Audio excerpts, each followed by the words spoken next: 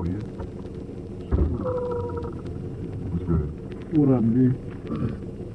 You got a scale on you? No. Yeah. How much you bring? I brought a lot. How much do you need? I got like 70. Alright, cool. Pass me that scale.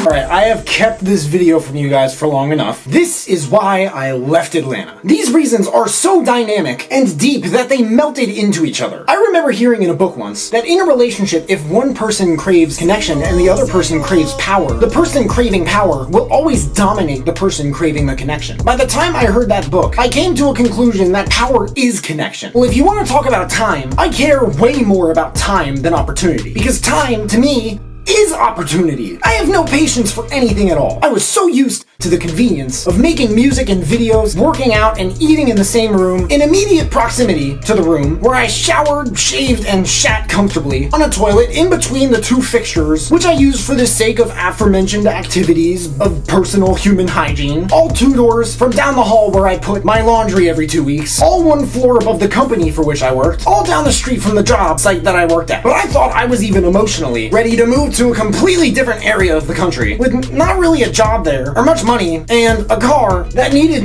its engine checked, to drive around all day for fucking hours in traffic to talk to a bunch of people I have minimal interest in meeting at the time. Talking to other rappers and honestly people, for me mainly at first, is like talking to aliens. And I want to stress that I feel like a lot of people don't think that about me. Maybe they do. I don't really know. But that's what a lot of them may or may not have felt like when they talk to me. When I talk to other rappers, if it's not about stylistic approaches or mixing or something music related, which if it's not about music, that's totally necessary for the building of rapport. No matter what business you're in, I've heard that it's a people's business and not a sales business. If I'm not talking to them about music, I really barely understood that many things that they told me. Not because we all grew up in different areas or anything like that, but just because I lacked what I was told is called cultural appropriation. I like learning about these things. I like learning about how to be more relatable to others, but there's a degree of force that comes with this, which I'll talk about later in the video. Within 3 weeks of living in and out of houses, apartments, hotels, and the like, I had run out of 2 of my 4 medications. And I was so overwhelmed with all the data and shit I was trying to learn just getting through every day, that to simply call the pharmacy of my hometown under my dad's insurance and be like, yeah, can you guys deliver my meds to this hotel? I don't know if I'm gonna be there next week, but maybe I can swing by and pick them up or something. Like, how the fuck would that work? Even if it's obvious how it would work, 1, what's obvious to one person is not always obvious to another, and 2, I was out of 2 of my 4 medications. When you're out of half of your medications, it's not that easy to fucking think straight. In my experience, one of these medications is so important that I'm gonna have a video talking about it soon, because a lot of people have told me I need to take less of it or I'm gonna go crazy. As if I'm not already crazy regardless. Some people have told me the same thing about my obsession with time management. But without both of them, I felt so almost fucking dysfunctionally cloudy in a way that it was just too intense for me to adapt to, I found. Part of the reason I moved there in the first place was because it scared me. I was really scared. Even around a few people who understood the way I felt and thought about a lot of things. And I ran the risk of being shamed, judged, misunderstood. Even the most understanding people who I was meeting kind of looked at me like, well, you're something else. I'm a kid from a different area of the country. If I speak and I don't dress like you or talk like you or walk like you or act like you, live on similar terms, that will register in your mind that maybe I'm not a threat or something. But it's like, you know, why should I trust this guy any more than some stranger who is more like me? People apparently do this. It's something called a snap judgment. It's something this writer Malcolm Gladwell talks about in his book Blink. It's a really popular book. It's a fascinating book in psychology. I'll drop a link to that in the description for anyone who wants to check it out and read the reviews. I really didn't need to move there. I mean, I said I'm much more likely to make it in a town of hungry driven rappers than a place like Westchester. The only rapper to ever make it out of Westchester, Pennsylvania was Asher Roth. And who the fuck is Asher Roth? But more importantly, what the fuck is making it? I never understood this. Whatever it means, I guarantee that what most people consider making it, especially in music, will change drastically over the next 10 to 20 years. Also, what the fuck is the point of being a small fish in a big pond when our world is moving in a direction that encourages the growth of big fish in small ponds to the point where the size of the pond needs to be increased by the cooperated effort of the different fish in the pond? I had a job. I was already on a trajectory of brand expansion. I still am. I still don't live back in Westchester, Pennsylvania yet, at the filming of this video in mid-April 2019, and multiple people have already gone up to me on the street while I'm at work, telling me they follow me on Instagram, and I'm so talented. Nobody fucking said that to me in Atlanta, because to me, for any reason more than anything else, it's probably because I'm just another rapper, regardless of how culturally appropriate my appearance and dialect are. I was told that I will have had the chance to put a lot of things I learned in Westchester to the test, but to be honest, I have no idea what the fuck those things were, because I was learning so much from people I was talking to that the amount of time it took to take in all the information was not enough for me to apply what I had already learned the 2 years before I left in the first place. I talked about this in the second verse of my East Side remix. I'll drop a link to that in the description. By the way, everyone there, and I mean everyone, apparently was surprised when they saw how I looked and heard how I sounded. Like, I didn't see all the reactions, but I heard about them. Jaws were dropped, faces were reportedly melted, and they all asked me like twice. They were like, This is you? It honestly kind of bothered me,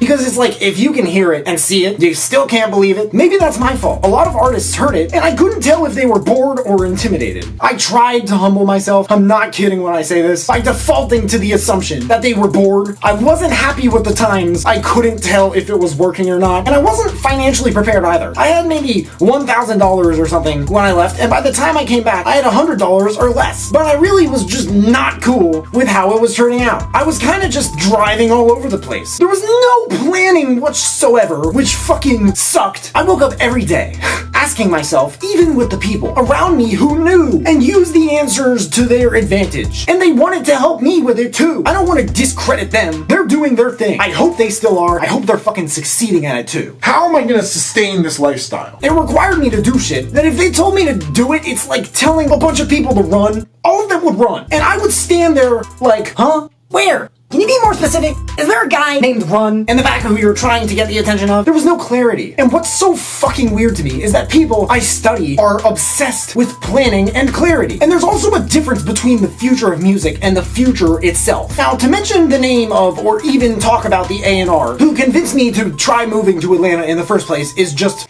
unnecessary now. But on my last phone call with him a week after I left and got back to Pennsylvania, he told me that I may have been born in the wrong time period. When I told him about my aspirations on a car ride, and he told me why he felt his weren't the same, I was so caught up in a long-term vision of utilizing Atlanta toward the accomplishment of my own goals that I forgot to listen to my gut at the moment when it told me, Dude, you shouldn't be working with these people. There is too much friction between mindset, goals, values, interests, immediate and long-term concerns and priorities. How are you not seeing that? This is a fucking stupid idea. Leave as soon as you can. I found myself comparing him to someone I was working with before I moved to Westchester. Someone I felt really couldn't keep up with me, I guess. I don't know. They're still both incredibly smart guys, last time I checked, and I still have an enormous amount of respect for them both. I wrote out a lot of this video while watching my original video about why I moved to Atlanta in the first place. Now, to say that if you have a skill that is in high demand, especially in entertainment, especially in hip-hop music, you are in a really good position. Now,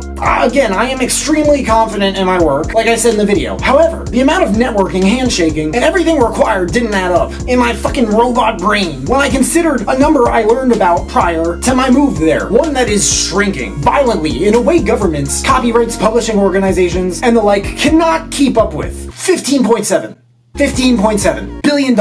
At the peak of his wealth, in September 2018, Jeff Bezos could afford to buy 10 music industries. When I was leaving to pursue a career in this, I was studying people like him because I want to create that kind of impact on the world and experience the journey of self-growth that accompanies it. My problem is not that I don't see the point. It isn't. I think that is simple-minded logic. On the contrary, I think I see the entire board, I see all the other points surrounding it, I see the different shapes and colors and everything, and I am not fucking impressed at all. When I wanted to leave, they were like, If you don't like the fact that you don't have a job, why don't you just drive for Uber? I mean, dude, if I could drive for Uber in Atlanta, I could also drive for Uber in the Philly and Westchester areas. But if I could live in those areas, I would rather just be doing the same thing I did for 2 years straight that I was getting better and better at 5 days a week, where I'm now happily working again. I like security. I like having minimal downside while creating upside and learning how to optimize its quality in the process, which alone is enough of a downside for me. I think it's the right